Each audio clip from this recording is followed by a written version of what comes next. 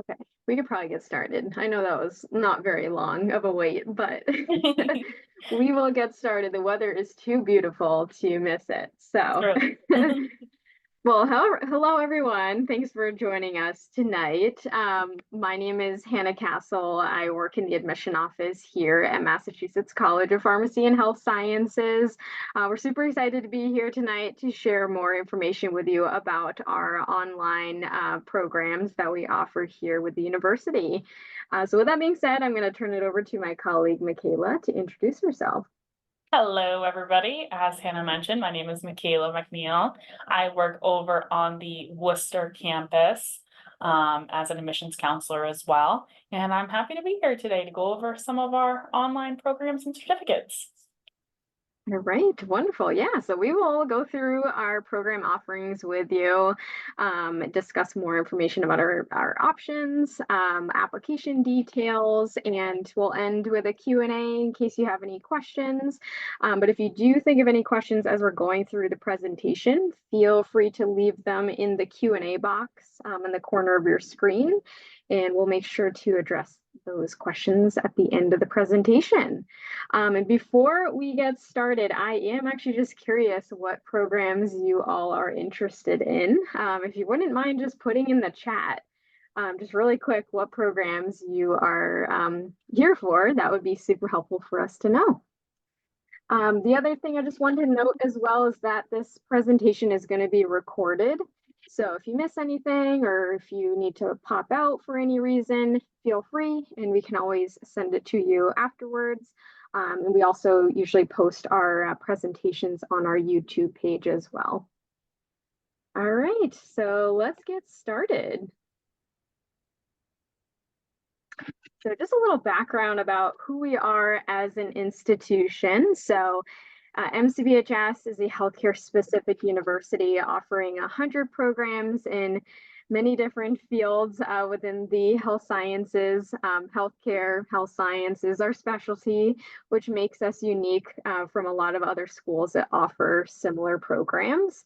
And many of our faculty continue to work clinically while also teaching and or have extensive years of experience in that particular field that they're teaching.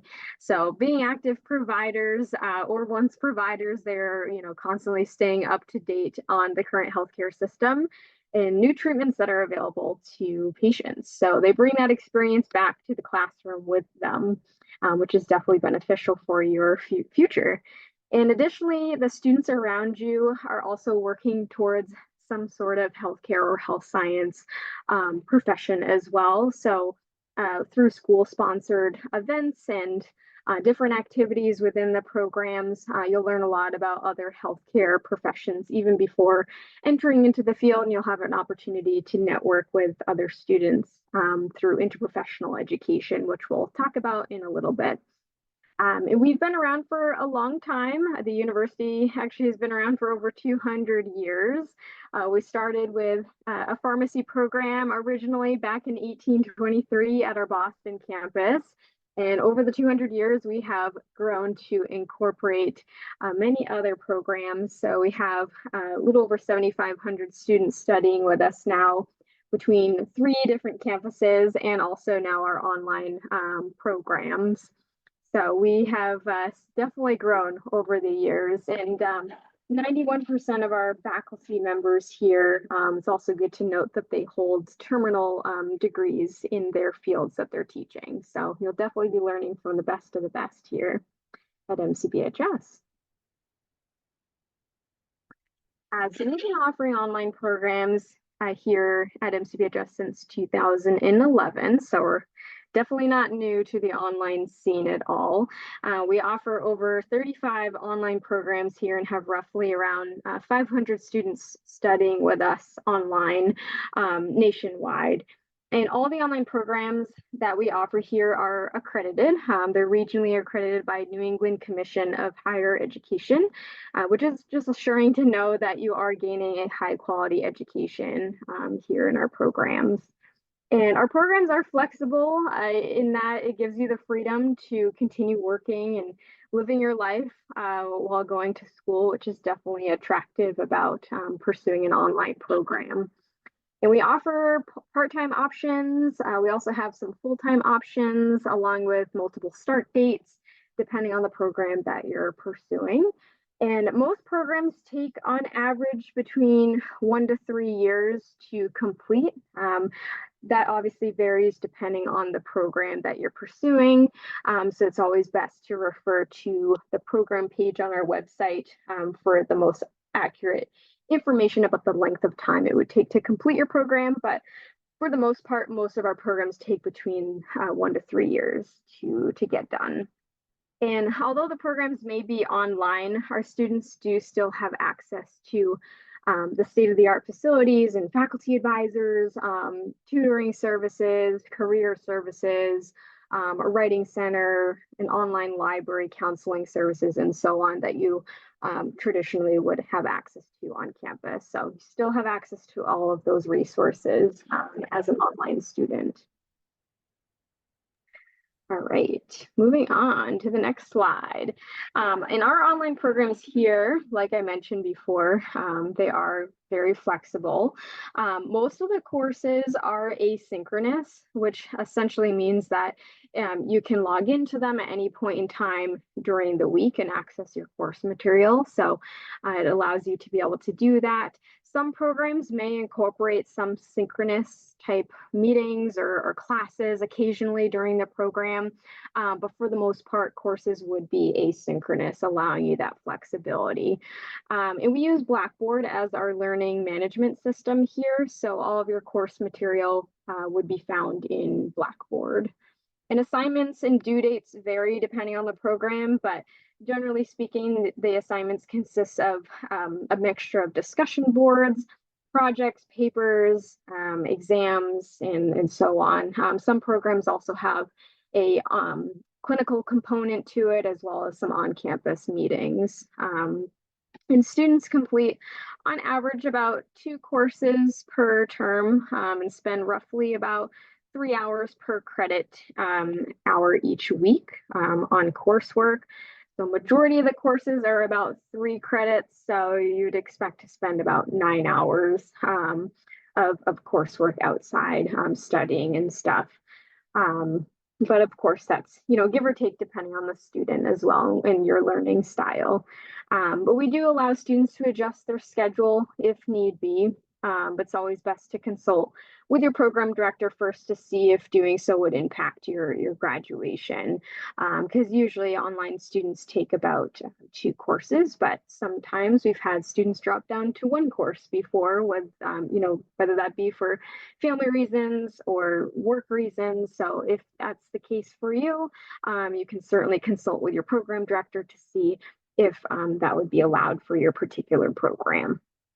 And it's also important to note that if you do end up making any adjustments to your schedule, it may impact your financial aid. So you always want to consult with Student Financial Services as well if you need to adjust anything.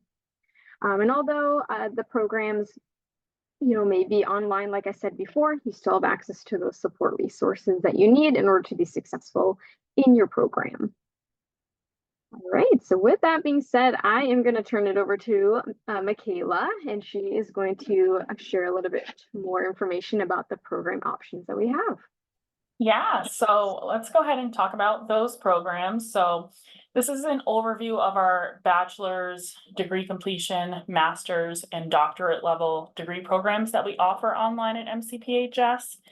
I'll go ahead and quickly read these. While I do that, if you see the program that you are interested in and want to learn a little bit more about it, go ahead and put it in the chat for us. We don't want to waste your time going through each and every one with more detail. So it'll help us out a little bit just knowing which one you're interested in. So please feel free to do that while I'm reading these off.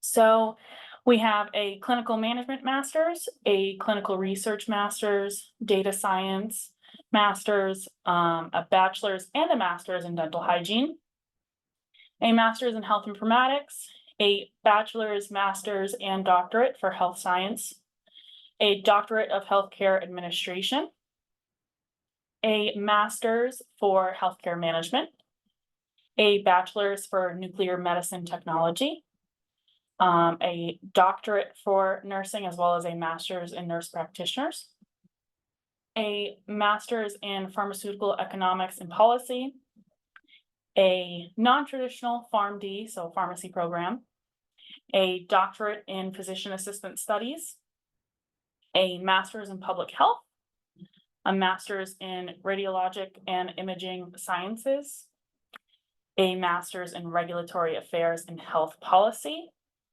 and a bachelor's in respiratory therapy. Okay, so it looks like we have one student who's interested in our nuclear medicine certificate. So I can go ahead and share a little bit about that. So as she kind of noted, we have a nuclear medicine certificate as well as a bachelor's that you can see on there. The certificate itself has a summer start for that program. It is 15 months long, and the certificate requires 50 credits for that. Something to keep in mind for like program outcomes and things like that. This program is designed for students in specific regions of New England and Colorado who have an associate's degree in medical imaging or a bachelor's degree in any field, really.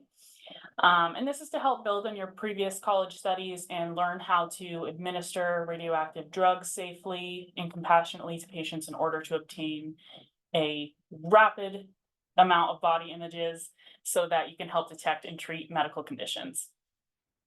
You'll also be able to participate in clinical experiences with industry experts at sites in select cities throughout Connecticut, Massachusetts, New Hampshire, Maine, Vermont, and Colorado. Some quick little thing we like to mention for post-graduation. So once you graduate, you will be eligible to sit for registration by the American Registry of Radiological Technologists and the Nuclear Medicine Technology Certification Board. So you will be able to sit for your boards once you complete that certificate as well. And it looks like we also have somebody who is interested in clinical research. Let's see here. Let me just go to our clinical research section here so I can explain a little bit about that. So, sorry about that. Okay, so for our clinical research program, we do have start dates in the fall and spring. This program is expected to take a little bit under 2 years. It is a 30 credit program, and it is to help build on your undergraduate degree and to help develop, conduct, and monitor clinical trials on either a patient-based clinical research track, or we also have an industry-related track. Students will be able to gain knowledge about clinical research topics, including bioethics and regulations, product development, including drug device, and other things like that, biostatistics, research methodology, protocol, design, proposal development, clinical trial management, and regulatory affairs. For potential careers post-graduation, this course material is applicable for career opportunities in hospital-based areas and clinic care settings, biopharmaceutical and medical device industries, research facilities, and other things like that. So an example could be conducting research trials for the FDA. That's just one example of something that could come from that. Okay, looks like those are the two programs we're really looking at. If anybody does have any more information about the programs you see on here, I will mention this a little bit later as well. We do have program pages for each of these programs where you can explore more information if you are interested in any of them. So please feel free to take a look if you see one specifically you want to learn more about.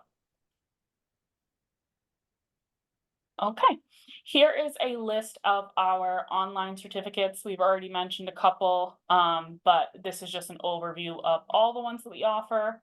So regulatory affairs, public health, oral health professions in education, psychiatric mental health nurse practitioner, family nurse practitioner, nuclear medicine technology, which we just went over a little bit, an MRI certificate, healthcare management, healthcare innovation and leadership, health policy, clinical research, and clinical management.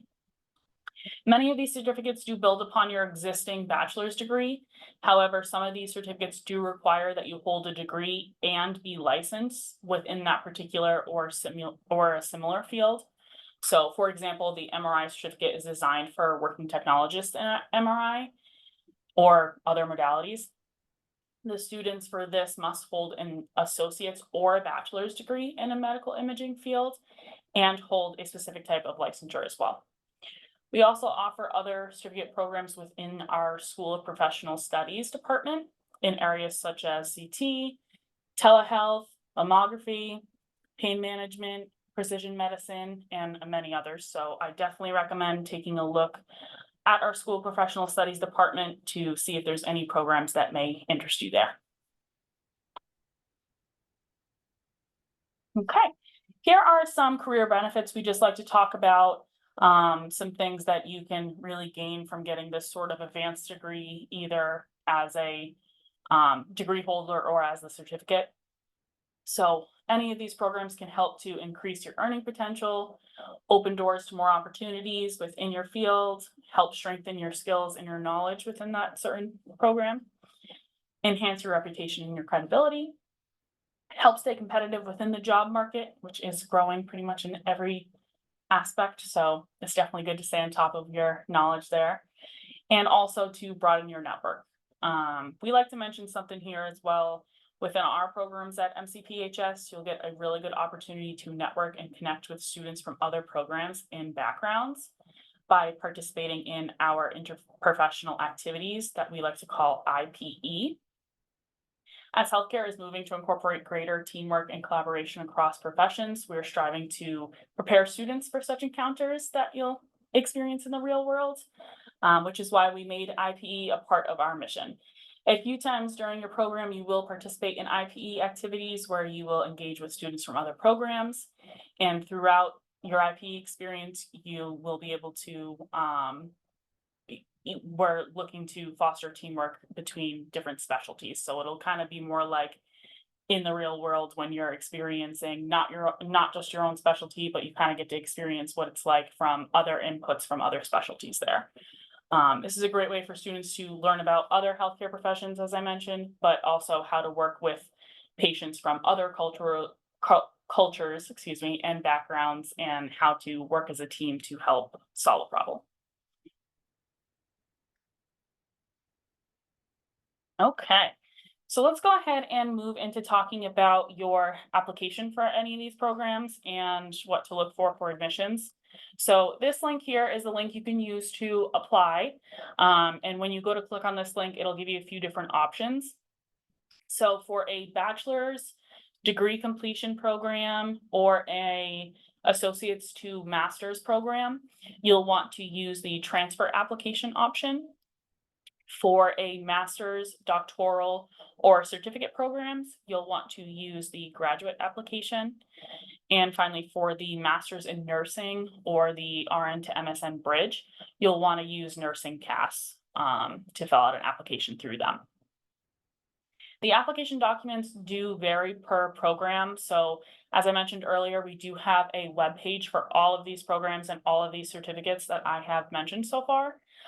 So please take a look, as the requirements do vary. Each program and certificate option will have a section on our page that says admission requirements. You can click on that and expect it to have everything that is required for you for admissions. For international applicants, we will require a course-by-course transcript evaluation from WES or ECE, which is required for international degrees or international coursework. English language proficiency scores are also required for candidates who English is not your primary language. So you will have to submit one of those as well. Once you are applying, you can send your documents to our admissions office once your application has been submitted. You can send those to 179 Longwood Avenue in Boston, or electronically to our admissions email at admissions.online@mcphs.edu. Keep in mind though, if you are applying for the master's in nursing or the RN to MSN bridge, you'll want to send those documents directly to nursing CAS. So that will go to them for verification, not to us. Okay. Some things to keep in mind as well for admissions. These are just some things we like to cover and go over. Um, Most, if not all, of the programs require a degree from an accredited college or university. It just depends on the program, which level of degree. So a lot of these things as I've mentioned a couple times now, you're going to want to double check the program page to see what your specific program requires. But we will require those, and then we would require your official transcripts from those schools for whichever degree level they're requiring. For your GPA, most of the master's, doctoral, and certificate programs require a 3.0 or higher, while most of the degree completion programs require a 2.7 or higher. Again, please take a look at your specific program though, just because it could vary, but that's mostly what you're looking at. Also, we like to mention here that MCPHS does take a holistic view of your application. So if you have a 2.95 and you're wondering if you can apply with a 3.0, I suggest doing it because we do take that holistic view. We will look at all aspects of your application. And there may be things on there that make a difference to us that maybe you didn't realize, positive grade trends, things like that. So definitely recommend applying even if you're close, because we do take that holistic view. For just jumping over to the right real quick. So a couple other things too. We recommend applying early because MCPHS does have rolling admissions. So the earlier you apply in the cycle, the better your chances. The prerequisites for each program do vary as well. Some programs don't even require prerequisite courses, but some of them do. So please take a look on that admissions requirement tab on the program page. That will have any prerequisites that are required for the program. We do not require the GRE for any of our programs, so that's just something we like to mention. Our deadlines, moving over to those over there, we depending on when your program starts, these are just kind of the deadlines to keep in mind. So if you have a spring start, you'll have a deadline of around December 1st. If you're applying to a program with a summer start, you'll want to apply by April 1st. And if you are applying to a program with a fall start, you will want to apply by August 1st. After you apply, if you have a program that does interviews, you would be, if we're going to move forward with your application, that's when you would be invited to an interview. We only have a few programs though on this list that do require interviews, and that is the Doctorate for Nursing Practitioners, the Health Science Doctorate, the Healthcare Administration Doctorate, and the Non-Traditional Pharmacy Doctorate. So just something to keep in mind. I will go ahead and hand it back over to Hannah to kind of go over some more application details. Great, thanks, Michaela. So in terms of transfer credits, for some of our programs, we can accept some transfer credits. Typically, it's between 6 to 9 credits. It does vary depending on the program. So if you have any courses that you'd like reviewed for transfer credit, we will do that if you're admitted to the program. We just ask that you provide a course syllabus for the courses in which you're hoping to have reviewed for transfer. And we'll also need your transcripts, but of course we would already have those when you're applying to the program. And transfer credits are at the sole discretion of the department. So we will, send over your documents to them and have them take a look to see if any may be able to be accepted for transfer. Courses would have to be at the graduate level for any of our graduate programs, or undergraduate level for any of our bachelor or bachelor degree completion programs. And then sometimes we're able to accept courses for our doctoral programs, but those would also need to be doctoral level courses. And for the most part, we require at least a B or higher to transfer in credit. But of course, this does vary depending on the program. So if you have any courses that you want reviewed, just feel free to send over a course syllabus, and we'll attach your transcripts and send it over to the department to have them review it upon acceptance to the program. The other important thing to note is that for our graduate nursing programs online, and this just applies to graduate nursing, this does not apply to any other program online, we do have a geographic eligibility requirement, which essentially means that we can only accept students into our graduate nursing programs from these particular states. So it's best to just take note of this, and it does sometimes change. So please do review the program page and keep an eye on that for any changes to the geographic eligibility requirement. But as of right now, these are the states that we can accept students from into our grad nursing programs. All right. And I am also just kind of curious, is there any MCPHS alums that are here listening, or students who are currently attending MCPHS? Feel free to leave it in the chat if you are an MCPHS student or an alum from MCPHS. I am just curious. I should have asked that at the beginning, but I forgot. So feel free to leave it in the chat just so we're aware where you're coming from. But I will go over tuition and financial aid options with you in the meantime. So our current tuition rate can be found on our website. If you just go to mcphs.edu, you can find it there. Tuition rates do vary depending on the degree level that you're pursuing. Tuition can also vary depending on the year too. So it's always best to just refer to the tuition and fees page for the most up-to-date rate. And the fees that our online students pay, there's not too many of them, but they do include an enrollment deposit, which can vary between either $500 or $750 depending on the program. And there's a one-time technology fee, which currently is listed at $525.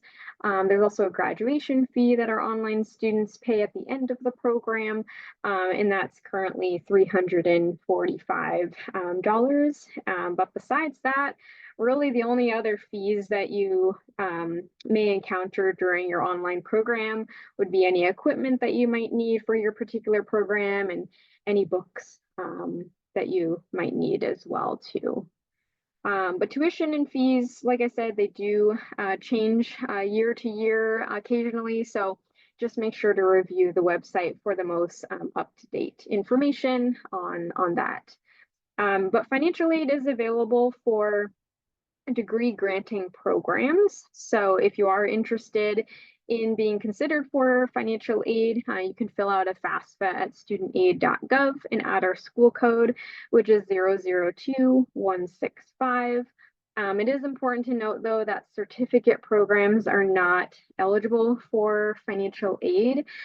So some alternative ways to fund the program that our students have done before include applying for private loans, using tuition reimbursement from your workplace.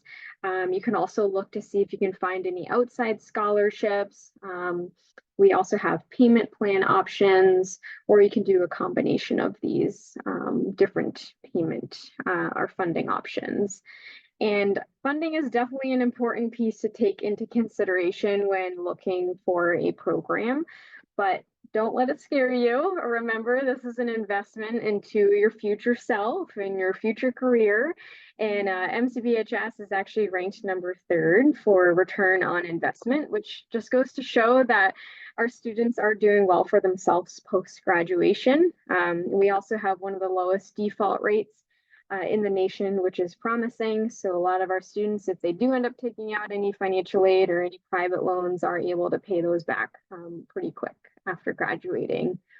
And as you navigate this process in terms of funding, and if you have any questions that come up, don't hesitate to reach out. Our Student Financial Services Department is just, steps away. You can certainly feel free to give them a call. You can email them, or they also offer affordability appointments if you want to go through stuff with them. All right. Well, that pretty much wraps up our presentation for today. Is there any questions that anyone has, or anything that you're curious to know? We obviously can't hear you or see you, so feel free to leave any questions in the Q&A box, and we're more than happy to address anything that we may have missed or anything that you may be curious about. We also have our contact information here up on the screen. So I put our general online admission email, as well as our online admission phone number. So feel free to take that down if you have any questions as you move forward in the enrollment process.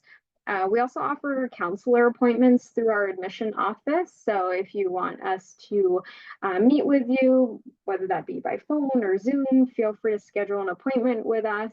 We're happy to meet with you. I'm happy to review your transcripts as well before you consider applying. And then we do have YouTube videos that are available. So we have 2 different YouTube channels. We have a general one, which is just MCPHS TV. And then we also have an admission specific one. It's MCPHS admissions. So feel free to check those videos out. Oh, sorry, I did not mean to do that. But yeah, feel free to check out our videos. And we're happy to meet with you as well, like I said. And then I put our program pages up here. There's a little QR code. Sorry, I'm jumping around a lot. I don't know what happened to my computer. It looks good.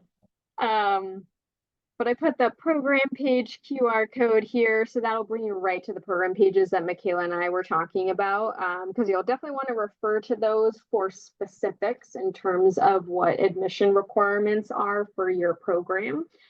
Because some of our programs require you to submit a personal statement, whereas others don't. Some require you to submit a resume, whereas others do not.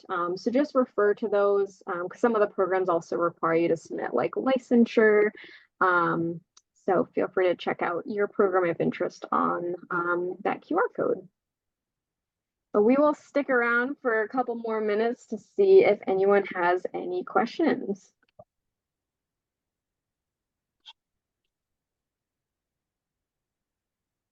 But if you don't feel like you need to stay.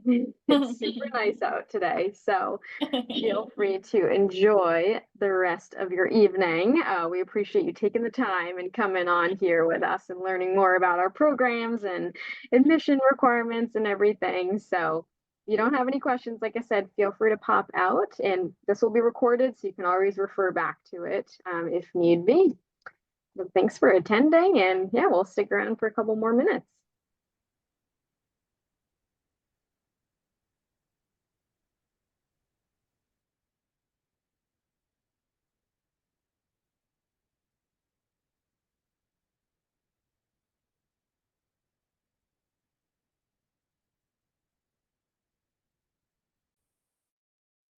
All right, it looks like most people have signed off. So we will end today's presentation. Well, thanks everyone for joining us tonight. Like I said, feel free to reach out if you think of any other questions, and we're more than happy to help. And if you haven't already applied yet, we look forward to seeing your application soon. All right, well, have a good rest of your evening, everyone. Take care. Thank you, everyone. Bye, Michaela. Bye. Thank you.